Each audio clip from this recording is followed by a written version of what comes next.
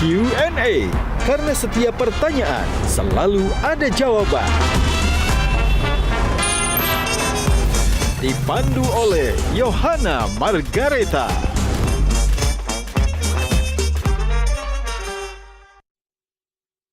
Dipersembahkan oleh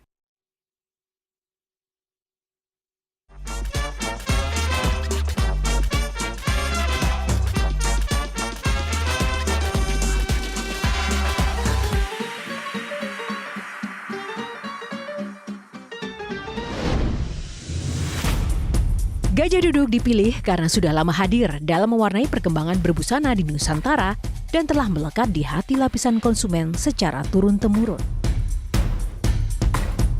Perkembangan sarung sedemikian pesatnya sehingga sekarang tidak hanya dikenakan oleh pria sebagai outfitnya, karena kain sarung Gajah Duduk menawarkan kenyamanan yang sesungguhnya serta tidak bisa dibandingkan. Hal ini sesuai dengan tagline kita, Legenda Nusantara, bahwa sarung adalah budaya kita, sarung adalah Indonesia.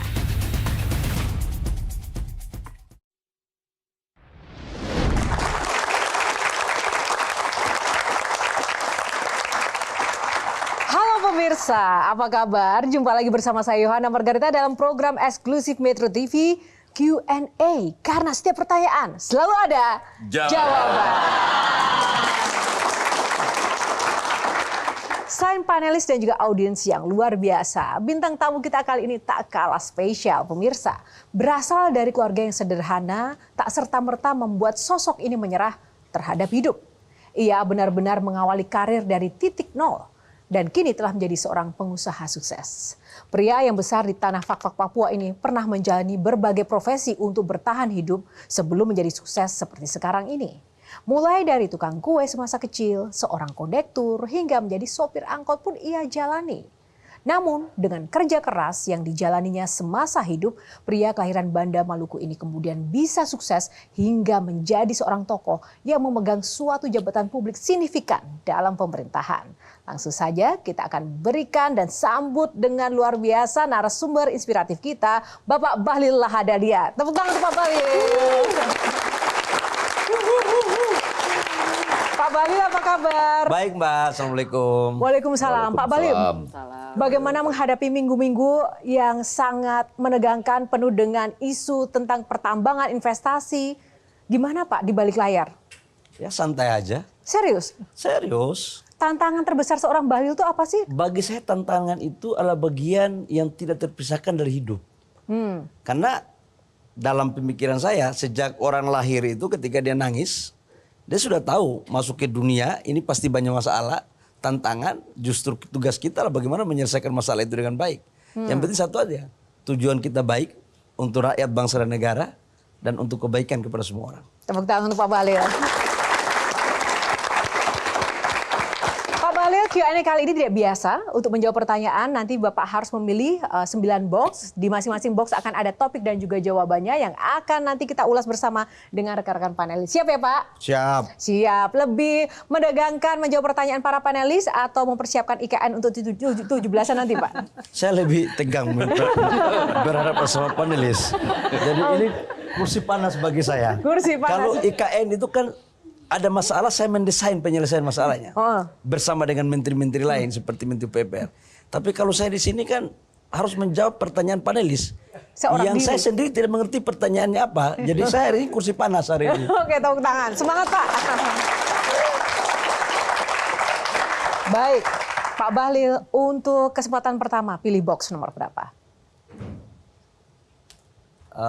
Nomor 1. Oh, jangan Nomor Pak, Bapak kan masih nomor 2 kan?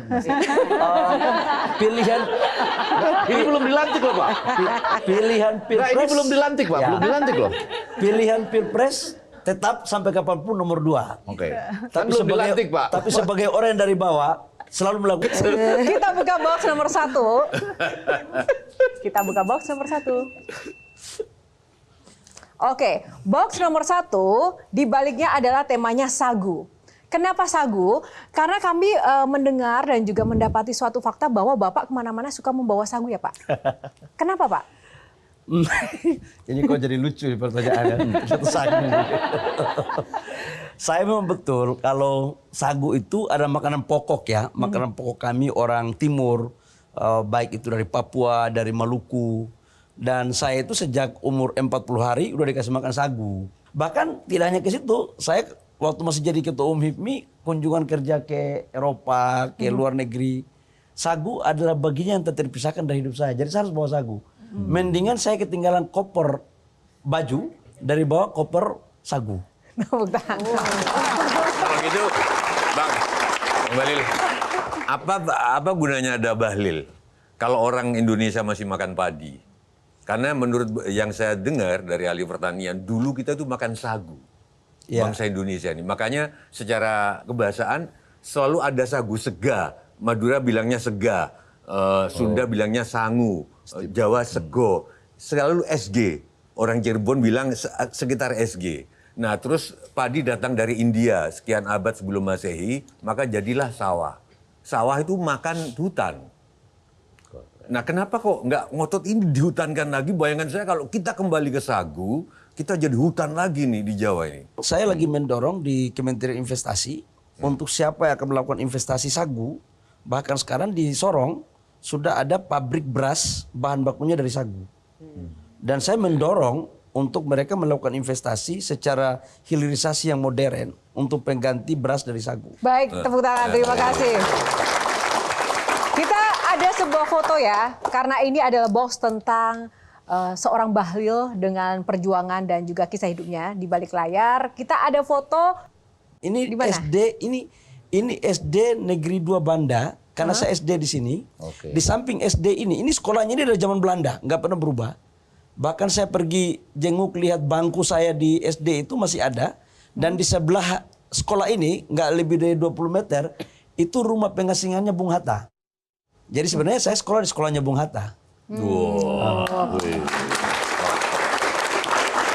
Nah, Bapak sekolah SD sampai dengan kemudian dewasa, itu kan prosesnya nggak mudah ya Pak. Pernah menjadi tukang kue, supir angkot, kondektur. Nah itu bagaimana Pak? Kisah perjalanan waktu kecil dan apa yang membuat Bapak kemudian harus benar-benar berjuang hingga sampai titik ini? Wah, aduh. Ini menceritakan kesusahan lagi nih Bang Effendi. Tapi menceritakannya nggak usah terlalu susah, Pak. Aduh. Tapi oke, nggak apa-apa karena ini permintaan dari Q&A maka wajib kita jawab lah. Jadi gini, kebetulan saya itu kami dari keluarga yang sangat sederhana. Ibu saya itu hanya pembantu rumah tangga. Ayah saya itu buruh bangunan, gajinya 7.500 per hari. Jadi waktu kecil kami harus sekolah kan, kami 9 orang terus satu meninggal 8 orang. Jadi waktu kecil kami itu membantu ibu untuk harus jualan kue. Kalau enggak gimana kami bisa sekolah. Nah setelah itu sampai SD. Kemudian SMP, saya itu kondektur angkot di terminal di Fakfak. Jadi kekerasan itu sudah saya hidup dengan bergaul dengan, mohon maaf, setengah preman.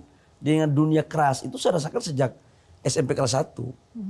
Saya 3 tahun loh jadi kondektur angkot di terminal Fakfak. Jadi bayaran berapa Pak? Jadi jabatan saya di terminal pun bertingkat. Dari kondektur dulu 3 tahun, habis itu baru jadi sopir angkot. Dan itu bukan hal yang menurut saya enak untuk dijalanin. Enggak enak. Tapi itu sebuah kondisi terpaksa yang saya harus jalanin. Dan mungkin itu juga yang membentuk karakter saya seperti sekarang. Tepuk tangan. Shirley sebagai Gen Z, ya kan, Gen Z yang dinilai kadang serba instan, serba praktis, melihat sosok Pak Bahlil yang saat ini menjadi menteri kita, ternyata memiliki perjalanan hidup dan perjuangan seperti itu. Sebagai Gen Z, milenial, gimana nih melihatnya? Ya justru pertanyaannya adalah momen yang paling terkesan di masa-masa berjuang saat itu apa Pak? Mengubah Pak Bahlil cara berpikirnya, karena ada istilah begini, jangan-jangan anak desa itu tidak kepikiran untuk cita-cita yang besar, bukan karena dia nggak mampu Pak, tapi karena referensinya terbatas, apa yang dia lihat, apa yang dia baca, apa yang dia dengar sehari-hari.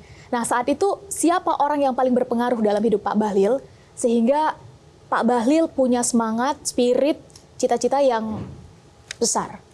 Saya waktu itu berpikir, ya mungkin Mbak siapa namanya? Shirley. Shirley. Kamu tahu bahwa hidup di terminal itu adalah kehidupan yang sangat berat. pergaulannya. Di usia saya, usia yang baru 12 tahun, sampai dengan 17-18 tahun, saya harus bergaul dengan 1001 macam model. Dengan, mohon maaf, pendidikan yang dibawa semua. Kebetulan ayah saya sama ibu saya itu menyampaikan bahwa untuk merubah hidup kalian, itu harus sekolah. Sekolah itu adalah instrumen utama dan sangat penting untuk merubah nasib. Saya nggak bisa begini terus. Oke. Saya putuskan berangkat kuliah. Gitu. Baik. Sebelum kita lanjut ke Mbak Virgi dan juga Bung Ege dari pengamat sosial dulu nih, melihat sosok seorang Pak Bahlil. Ya, titipan apa yang pernah hilang dan betul-betul bikin Pak Menteri down? Pernahkah? Titipan Tuhan, entah harta, entah sesuatu? Dalam bisnis ya. Oh. Dalam bisnis. Gimana baliknya lagi? Saya pernah bisnis dan dari bawah kan, terus sempat jatuh dan bangkitnya itu susah sekali. Dan di situ saya baru mengerti hakikat seorang pengusaha. Itu yang benar adalah pengusaha yang hebat itu bukan pengusaha yang di atas terus naik ke atas terus. Tapi pengusaha yang hebat itulah dari bawah, dia naik ke atas, kemudian jatuh dan dia bangun lagi. Kalau saya melihatnya di situ. Jadi kalau sekarang melihat pengusaha yang, mohon maaf, makanya pengusaha itu dalam pandangan saya itu ada dua. Satu pengusaha by nasab, satu pengusaha by nasib. Ya dong, Pak Vera. Oke. Baik. Penundaan pemilu Pak Bahwa- Jokowi 3 periode, apakah itu untuk Mohon maaf, mengalihkan saya akan rakyat? jawab itu. Nah terkait dengan penundaan pemilu, saya waktu itu yang ngomong itu pertama. Jadi waktu itu saya diundang sebagai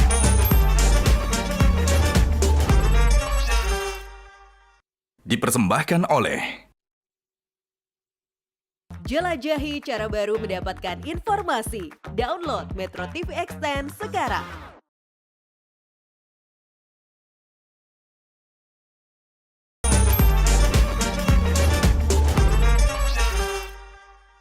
dipersembahkan oleh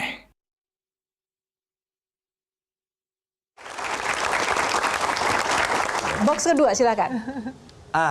karena bulan lahir saya 8, bulan 8 jadi saya minta nomor 8. Box nomor 8, kita buka box nomor 8. Nah, box nomor 8 berisi politik gelitik. Tepuk tangan dulu. Nah, sebelum ke politik gelitik, tadi masih ada yang penasaran. Singkat saja Mbah Tejo, tadi kita Soal pengusaha nasib dan soal pengusaha nasab. Nah, saya minta konfirmasi dari Abang. Lebih hebat mana, pengusaha nasib apa pengusaha nasab? Saya pikir yang hebat itu pengusaha by design. Karena by design itu gabungan antara nasab dan nasib. baik. Menjadi seorang yang selalu kontroversial, apakah itu bagian dari strategi dan taktik? Saya nggak pernah memposisikan diri sebagai seorang yang sangat kontroversial. Penundaan pemilu Pak Jokowi 3 periode, apakah itu untuk Mohon maaf, mengalihkan saya akan rakyat? jawab itu. Nah terkait dengan penundaan pemilu, saya waktu itu yang ngomong itu pertama. Jadi waktu itu saya diundang sebagai narasumber penanggap terhadap sebuah survei. Waktu itu saya sebagai Menteri Investasi yang mengurus investasi di era pandemi itu minta ampun beratnya. Dan survei waktu itu mengindikasikan bahwa rakyat lebih mementingkan ekonomi dulu daripada politik. Maka kemudian muncullah ide itu. Saya katakan bahwa berdasarkan survei dan hasil diskusi saya dengan teman-teman yang lain, tolong dipertimbangkan. Agar kalau memungkinkan untuk dilakukan penundaan pemilu, itu jauh lebih baik. Tapi sudah barang tentu, itu harus diserahkan kepada institusi yang punya kewenangan. Ya. Siapa itu? Parlemen. Tapi itu terjadi terus hingga sekarang kontroversi itu. Seperti enggak. konsensi tambang sekarang. Jadi Enggak. terus saja apakah itu bagian dari memang seorang Bahlil nggak akan kelihatan gitu loh. Kalau memang tidak menunjukkan sesuatu yang kontroversi. Enggak, waktu itu saya berpikirnya, saya waktu itu berpikir tentang Pilpres itu tidak ada maksud untuk kontroversi. Nggak ada. Itu betul-betul ide ideal yang kami lakukan lewat sebuah kajian. Tapi kan kemudian saya kan nggak bisa memaksakan diri.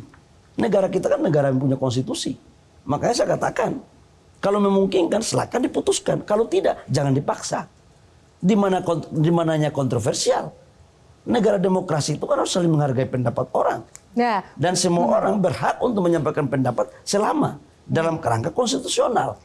Kalau belum masuk dalam konstitusional, anggap aja itu sebuah ide. Jadi di mananya yang kontroversial? nah sedikit menambahi. Mungkin orang yang merasa Virgi. dirugikan dengan ide itu menganggap kontroversial. Itu ya sensara di dia aja, jangan bawa ke luar. Nah, tapi Pak ada yang menarik. Mulai keluar setengahnya. Itu tadi.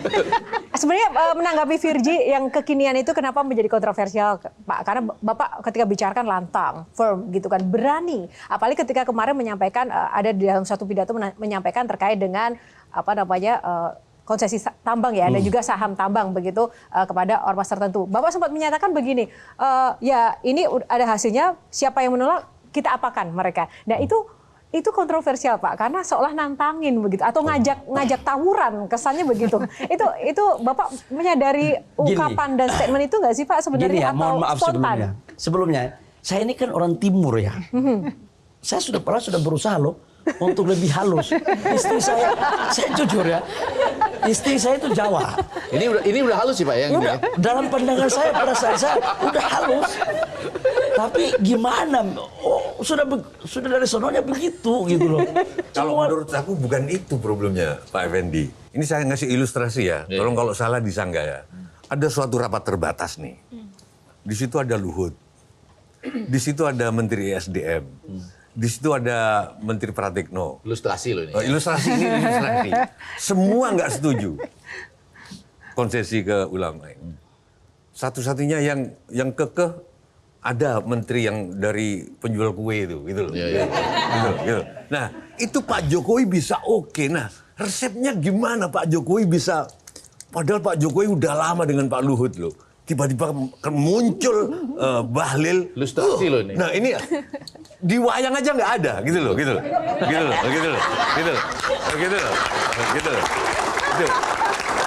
Resepnya gimana Bang? Kasih aku resep Bang. Jadi gini, Pak Luhut dalam ilustrasi saya, dalam Ilustrasi loh ini. Ilustrasi, Ya, oke, itu ilustrasi. beliau adalah tokoh besar, Iya. Jenderal bintang 4, senior, Menko saya. Pak Luhut juga pingin untuk memberikan kepada organisasi kemasyarakatan ini. Cuma caranya berbeda. Beliau memilih jalan A, saya memilih jalan B. Tapi tujuannya sama. Tetapi setelah kami jelaskan, karena yang saya yakini kan perdebatan konsep, gagasan. Setelah saya jelaskan konsep ini yang ideal, yang bisa dilakukan secara aturan. Lalu kemudian rapat itu memutuskan. Oh, rapat itu ada toh? Rapat dalam satu Ilustrasi. Saya ngebayanginnya agak susah loh Pak Menteri ya. Biasanya kan orang ormas ini kalau ngirim sekolah itu ya ke sekolah agama sama sekolah kepemimpinan. Sekarang pelan-pelan mulai harus ngirim ke sekolah tambang loh ini. Karena nanti ikut sekolah pertama. Kenapa Realistisnya gimana? Sesudah mereka dapat izin ya? Bang Ege begini, yang kita berikan itu bukan ke ormasnya, tetapi kepada perusahaan yang dimiliki oleh ormas. Jadi sekali lagi saya katakan bahwa ini kita berikan kepada badan usaha Di bawah yang ormas sahamnya dimiliki oleh koperasi ormas itu. Nah, Pak Bahlil, tapi oke dikerjakan oleh kontraktor, tapi bagaimana kita bisa tahu kalau kontraktornya ternyata di balik layar juga para konglo-konglor sendiri? Nah, disitulah saya buat aturan bahwa kontraktor itu bukan ex pemegang PKP 2B atau yang terafiliasi. Dan kontraktor itu ditunjuk atas dasar transparansi di mana pemerintah ikut terlibat dalam mengasistensi. Tujuannya apa? Agar mereka tidak memanfaatkan IUP yang diberikan kepada organisasi kemasyarakatan itu. Kalau ditanya lagi siapa yang akan melakukan itu, saya akan turun langsung. Bang Ege, tapi persoalannya kita tahu di fakta bahwa beda pemerintahan, beda pemimpin itu bisa saja beda. Dalam ilustrasi tadi digambarkan oleh Ki Sujiwo Tejo, ada yang mulai agak kalah dan ada yang mulai agak kuat. Kurang lebih begitulah. Jadi ada gagasan-gagasan baru yang seakan-akan dikembangkan ke depan. Cuma gimana Pak? Strategi dan taktik. Tapi Shirley tadi benar ketika kapasitas. Maksud saya ya, bayangan saya, Kan undang-undang ini maupun PP-nya nanti kan tetap ada aturan-aturan umum Oh, kan. iya. Sekian lama tidak bisa dikelola karena kapasitas menurut Shirley tadi harus dikembalikan ke negara kan. Ya. Jadi Sir, Jadi yakin ya ormas-ormas ini bisa? Sir, nanti di situ Sir, dia akan memperhatikan lingkungan, dia akan membayar pajak. Ya. Jadi tahap pertama begitu perusahaan ini ada muncul, kita carikan partner yang profesional untuk dikerjakan.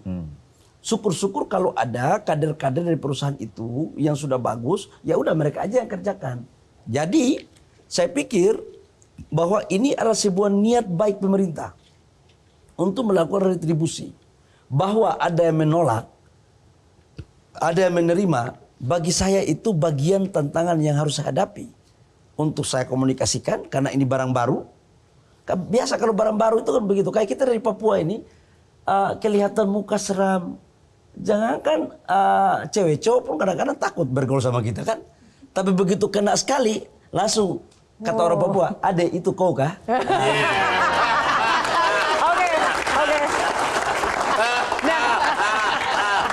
Mau tahu apa pendapat Pak Prabowo tentang IKN Pak ke depannya? Kan tadi ada diskusi kan apa saja. Kalau pendapat Pak Prabowo soal IKN ke depan seperti apa keberlanjutannya di tengah sekarang belum ada investasi yang masuk Pak? Ya, ini kursi santai tapi kelihatannya santai tapi serius.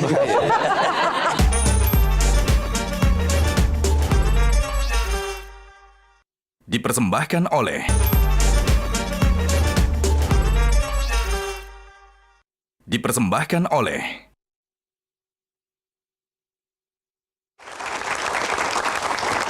Ini menarik bagi saya kenapa continuity, keberlangsungan itu, keberlanjutan itu juga penting. Pak Bahlil tadi yang punya ide dan ini barang barunya Pak Bahlil dan Pak Bahlil siap menjamin transparansinya. Tapi nanti beda pemerintahan bisa saja beda aturan lagi. Nah itu kan seperti apa nanti monitornya kan?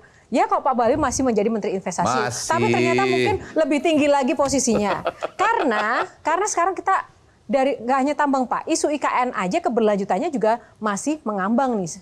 Jadi seperti apa begitu loh jaminannya? Kalau saya begini ya, saya selalu berpikir pemerintah ini harus berjalan terus. Siapapun pemimpinnya.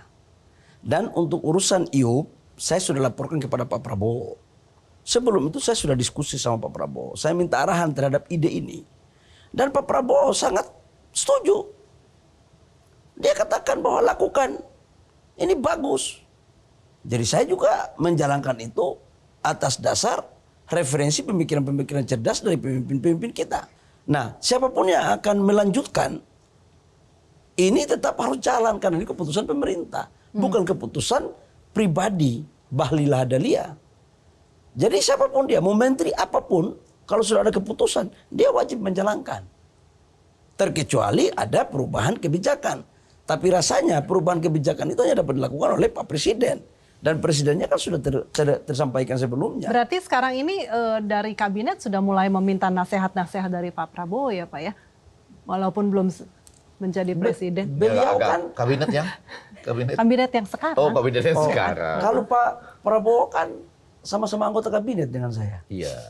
Jadi dalam berdiskusi biasa aja. Jadi bukan nasihat, berdiskusi yang konstruktif. Tadi kan Bapak katakan meminta pendapat dari Pak Prabowo dan juga nasihat-nasihat juga. Pendapat itu bagian daripada diskusi. Pendapat itu instrumennya diskusi. Bahwa itu ada diskusinya yang sama untuk kebaikan negara, ya alhamdulillah kan hasilnya kan baik. Apalagi bisa dilanjutkan ya Pak ya setelah itu ya. Idenya. Nah, Pendapat itu bagian dari ilustrasi. Dan itu bagian daripada ilustrasi. Nah, saya mau tahu apa pendapat Pak Prabowo tentang IKN Pak ke depannya. Kan tadi ada diskusi kan apa saja. Kalau pendapat Pak Prabowo soal IKN ke depan seperti apa keberlanjutannya di tengah sekarang belum ada investasi yang masuk Pak? Ya. Ini kursi santai tapi kelihatannya santai tapi serius. Makin lama agak terasa panas. Agak merempet-merempet. Yang pertama gini ya, kalau kita bicara tentang IKN ya, Pak Prabowo dalam berbagai kesempatan, dalam berbagai kampanye, beliau secara baik di forum umum maupun di forum media mengatakan bahwa salah satu program itu adalah melanjutkan IKN. Karena IKN itu sudah ada undang-undangnya. Dan dalam perspektif itu saya pikir tidak ada isu. Kemarin saya ketemu Pak Prabowo, sambil saya melapor beberapa perkembangan terkait dengan kondisi IKN, karena kemarin saya baru pulang dengan Pak Jokowi selama 3 hari di IKN, perkembangannya alhamdulillah bagus. Beliau sangat senang kok, jadi nggak ada masalah. Oke, Mbak Devi, silakan. Iya, kalau tadi ngomongin berat sekali ya, kalau buat saya berat sekali temanya, Pak Menteri. IKN. Oke, ya. katanya IKN yang saya dengar, dan itu pernyataan Pak Menteri kalau nggak salah koreksi, bahwa tidak ada investor. Nah, atau belum. Nah, saya mau nanya Pak Menteri, saya nggak mau masuk ke situ. Jangan-jangan Indonesia emas yang menurut saya bisa jadi Indonesia gemas, cemas, dan lemas, itu bukan karena investornya Pak Menteri gagal atau belum bisa menarik investor ke IKN, tapi saya melihat sisi anak mudanya. Karena riset sendiri yang saya lakukan 3 tahun yang cocok dengan riset-riset dunia, anak muda sekarang boro-boro kayak Pak Menteri. Pede, berani segala macam, natap mata aja nggak berani, dan rata-rata sekarang pengusaha konon kabarnya memilih tatapan memecat. mata saya cukup berani ya. Oh iya. Iya. Dan suka membawa akibat barangkali. Terus, nah artinya ada problem dari anak-anak muda kita yang tidak punya kapasitas untuk merebut hati investor. Yang pertama saya mengatakan bahwa saya ralat ya, saya koreksi mohon maaf pernyataan tadi. Yang mengatakan bahwa tidak ada investor di IKN. Itu nggak ada pernyataan saya seperti itu. Kemarin di rapat kerja di DPR itu ada anggota DPR menanyakan kepada saya tentang investasi asing yang ada di IKN. Saya katakan bahwa pada klaster pertama investasi itu yang masuk dari penanaman modal dalam negeri. Itu hotel, rumah sakit, apa segala macam. Kenapa itu kita masukkan sebagai investasi dalam negeri? Karena itu kan mentengnya gitu loh. Itu sarinanya itu loh. Jadi kita berpikir memprioritaskan adalah investor dalam negeri yang masuk. Jangan ada di samping istana negara gedungnya gedung asing. Terkecuali untuk kedutaan gitu loh maksud saya. Nah, itu semua PMDN, nggak ada asing. Terus anggota DPR tanya kepada saya, berarti sekarang udah ada asing yang masuk belum? Saya katakan kalau konstruksinya itu belum ada. Tapi kalau asing yang masuk sudah melakukan kontrak, yang sudah tanda tangan kesepakatan, sudah ada. Pertanyaannya kenapa mereka belum eksekusi? Kitanya yang belum menyelesaikan infrastruktur dasarnya. Karena infrastruktur dasarnya itu harus selesai kurang lebih sekitar bulan November, Desember. Karena sekarang kita fokus untuk jalan tolnya aja baru kurang lebih sekitar bulan Juli minggu ke-3, minggu ke-4 selesai dari Balikpapan ke IKN. Airportnya baru selesai tanggal 1 Agustus. Inilah cuman memang di situ, ini orang Papua bilang kita ini tulis lain, baca lain, bikin lain. Jadi omongan saya itu dipenggal. Akhirnya seolah-olah persepsinya bahwa tidak ada investasi asing yang masuk. Itu pertama. Yang kedua, menyangkut dengan apa sih karakter untuk anak muda sekarang. Saya mengatakan begini, anak muda sekarang itu pintar-pintar, Mbak. Pintar-pintar dan mereka sudah punya cara pandang yang berbeda dengan kita. Anak saya itu merasa sudah lebih pintar daripada bapaknya. Dan mereka kita nggak bisa mengendalikan itu. Itu adalah sebuah perubahan yang kita harus sekalipun tidak sadar harus sadar bahwa generasi mereka ini generasi teknologi. Nah, apa yang menjadi poin penting untuk generasi ke depan? Kecerdasan itu kalau tidak diberi dengan karakter yang kuat, itu susah. Dan karakter yang kuat itu harus mempunyai leadership. Di dalam leadership itu ada kemampuan manajerial. Ada kemampuan untuk melakukan penyelesaian masalah. Dan ada daya juang. Saya melihat ruang ini yang kosong, tidak utuh. Karena itu dulu mahasiswa itu masih senang berorganisasi. Kalau sekarang, Pak? Kalau sekarang organisasi iya, isi organisasinya yang mohon maaf harus kita dalami lagi. Baik, terima kasih. Oke. Kan Pak Menteri ini pernah ditarik oleh Pak Prabowo kan? Kelihatan itu. Itu kalimat apa sih yang waktu itu diucapkan? Nggak siapa tahu itu menentukan loh di 20 Oktober nanti. Ini saya rekam ini penting bener nih. Ini gini, ini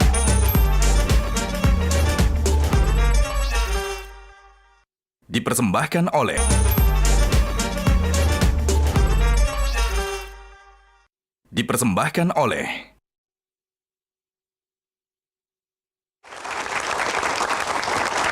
Hai, kita mau relax sejenak ya. Kita next box. Tadi sudah 8 ya? Ya, angka bulan kelahiran ya. Ya, sekarang tanggal kelahiran 7. 7 Agustus. Pak, besok Bapak ulang tahun. Pas di IKN akan ada upacara bendera, Pak. Kan awalnya cuma di IKN, kenapa sekarang ada di 2 tempat, Pak? Oh enggak, kita hybrid. Oh, hybridnya ya. Jadi Pak Presiden Jokowi sama Pak Prabowo di IKN. Ya.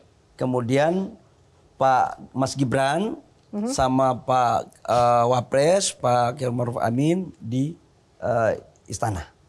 Sama-sama istana. Satu istana IKN, satu istana Jakarta. Oke, dan sudah siap ya? Biar rame. Biar rame. Baik, kita buka box 7. Play or pass. Biar rame. Play or pass ini kami akan tunjukkan beberapa foto, Pak. Nah, silahkan Bapak nanti akan memberikan angka 1 sampai dengan 10. Ini namanya love meter, Pak. Oke. Ini menjebak ini katanya. Oke, foto yang pertama kita tampilkan, teman-teman. Raisa. 12. Saya agak nggak kenal ya. Raisa, penyanyi terkenal kita. Tapi kalau Bapak, walaupun Bapak nggak kenal Raisa, tapi melihat sosoknya Bapak, love meternya 1 sampai 10 berapa? Karena saya nggak kenal jadi nggak terlalu apa ya. Pak. Harus nyebut angka 1 sampai 10. Saya itu biasa begini ya. Pak, saya bisikin netizen, Pak. Hati-hati. Saya kan orang kampung nggak tahu. Karena saya selalu melihat orang bukan dari wajahnya. Oke. Tapi dari isi pikirannya dan dari karakternya. Oke. Sehingga agak susah saya memberikan penilaian karena Pak, ilustrasi aja, Pak. Ilustrasi aja. Tak kenal maka tak sayang ya. Itu yang terjadi sama Raisa. Raisa sabar ya. bagaimana saya menilai orang yang nggak saya kenal? Kan? Ilustrasi, Oke. Pak. Ilustrasi. Baik, Mbak foto Tejo. yang kedua, silakan. Samuel Rizal. Lebih saya tidak kenal lagi. Masa Pak? Katanya suka olahraga bareng, enggak ya? Ini yang mana yang main bulu tangkis sama saya? Ya betul, Ya. betul. Oh, pernah main bulu tangkis sama saya? Oh, pernah main bulu tangkis. Oke, bagus Ya. ini. Berapa? Oh. 1 sampai 10? Ya, 8,5 lah. 8,5. Oke, Samuel Rizal nilainya cukup bagus. Kita buka. Nah, ini. Ini siapa ini? Mamat ini. Mamat. Mamat ya? Mamat. Aduh, ini saya punya junior ini. Iya, benar. Ya, kalau lucu-lucunya 9 lah. Kalau lucu-lucunya ya. Kalau yang nggak lucu-lucunya? Ya, Ini suka-suka kritik ini, Pak ya? ya. Enggak. Ini adek gue soalnya. Iya, tapi tetap suka-suka kritik. Ya, sekolahnya ini kalau saya nggak marahin nggak selesai. Ya, urusan kemampuan skill dia untuk profesi dia sebagai pelawak itu 9. 9. Tapi malah sekolahnya itu yang saya pikir nilainya 7 aja. Oke. Baik. Mamat, dengarkan ya Mamat. Nah ini yang selanjutnya berapa? 1 sampai 10. Tinggi nih, pasti tinggi. Kalau bahasa Inggrisnya 10 lah. Kalau bahasa Inggrisnya ya. Iya dong. Kalau bahasa Inggrisnya 10. Kalau nggak bahasa Inggris, Pak? Ya beliau top lah, 9 lah. Oke. Selanjutnya. Sri Mulyani. Oh, nggak berani. Siap, Bu. Dia secara ini oke. Secara apa, Pak? Anggaran masih dari Ibu ini ya? Oh, ya. Nggak, sudah selesai, Pak? Ya 9 lah. 9. Fix ya, Pak? Dalam hal apapun 9 ya? Ya plus minus lah. Kok kayaknya ada ini ya? Sesuatu di balik layar. Oke. Foto terakhir. Ini dia. Oh, ini 9,5. Karena tadi yang terakhir Pak Luhut, entah kenapa kalau saya lihat Pak Luhut, saya itu ingatnya Elon Musk. Nah, kalau Elon Musk, Pak, berapa? Elon 1 Musk. sampai 10. Saya nggak kenal sama dia ya. Oh, nggak kenal. Pak, tapi setiap ada pertemuan dengan Elon Musk dan kemarin juga Starlink masuk ke Indonesia, penyambutan kita tuh luar biasa. Tapi nyatanya investasinya cuma 30 miliar ya Pak ya, dengan 3 pegawai saja. Itu sebenarnya kan kecil Pak. Kenapa kita tuh kadang terlalu menghambakan orang luar negeri begitu loh Pak? Saya di Kementerian Investasi nggak begitu. Oh nggak begitu? Kementerian Investasi Tapi bagaimana Bapak melihat fenomena itu? ya nafsi-nafsi ya. Kalau saya kan tipe yang nggak juga silau dengan punya orang atau apa, enggak lah.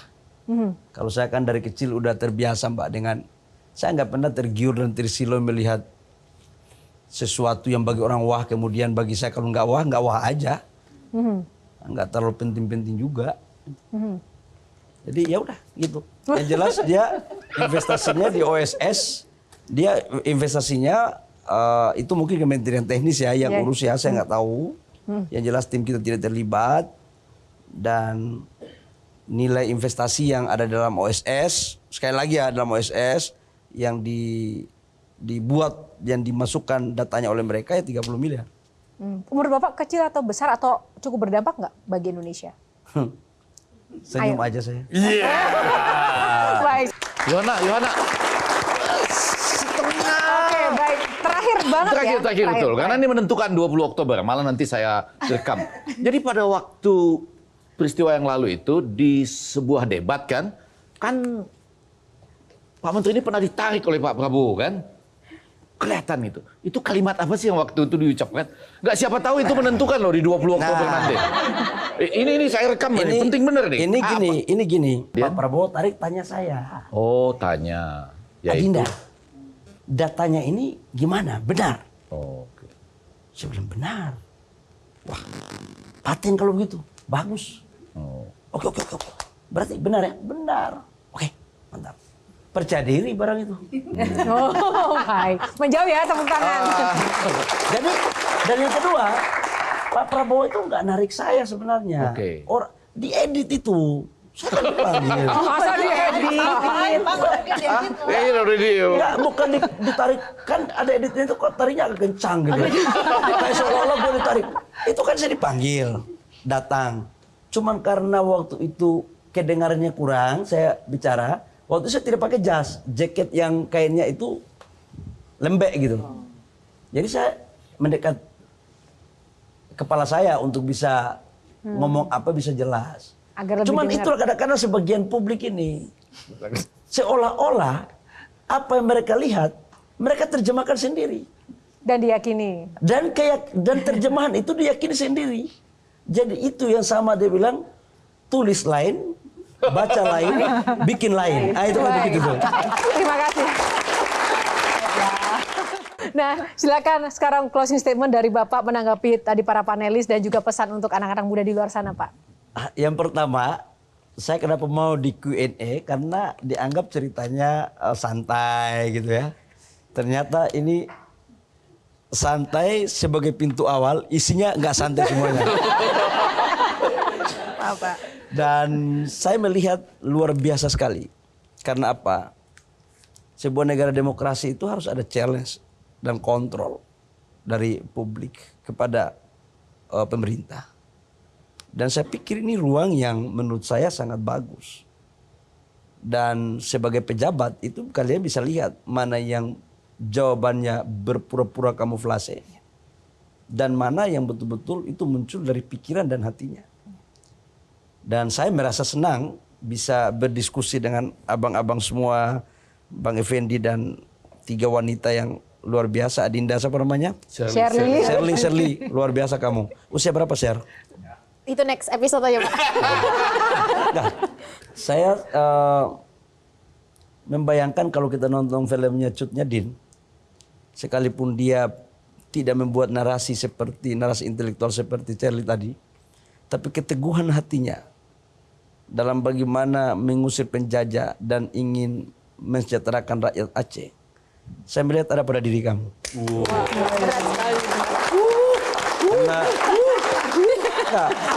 Karena keteguhan, serius. Saya mengatakan ini serius. Sudah jarang kita lihat orang yang berkarakter seperti itu. Anak muda harusnya ke depan itu seperti itu. Baik. Luar biasa sekali. Boleh tepuk tangan yang paling meriah untuk Pak Bahlil.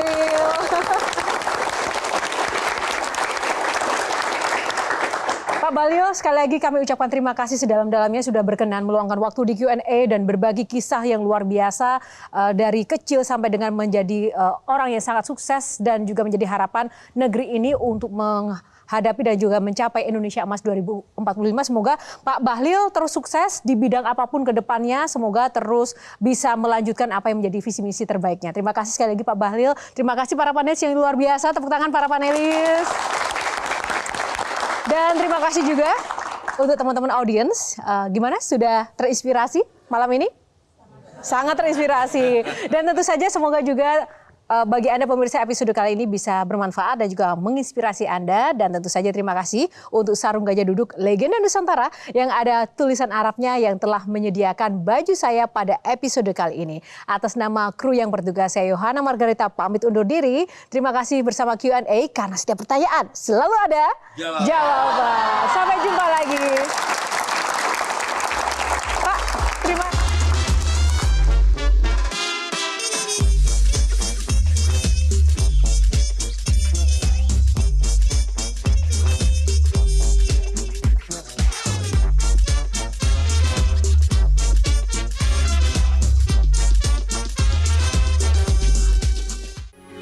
Metro TV.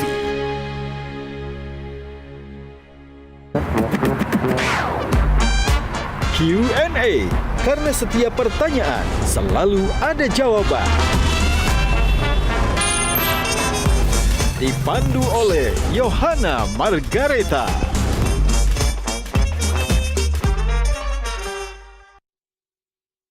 Dipersembahkan oleh Jelajahi cara baru mendapatkan informasi. Download Metro TV Extend sekarang.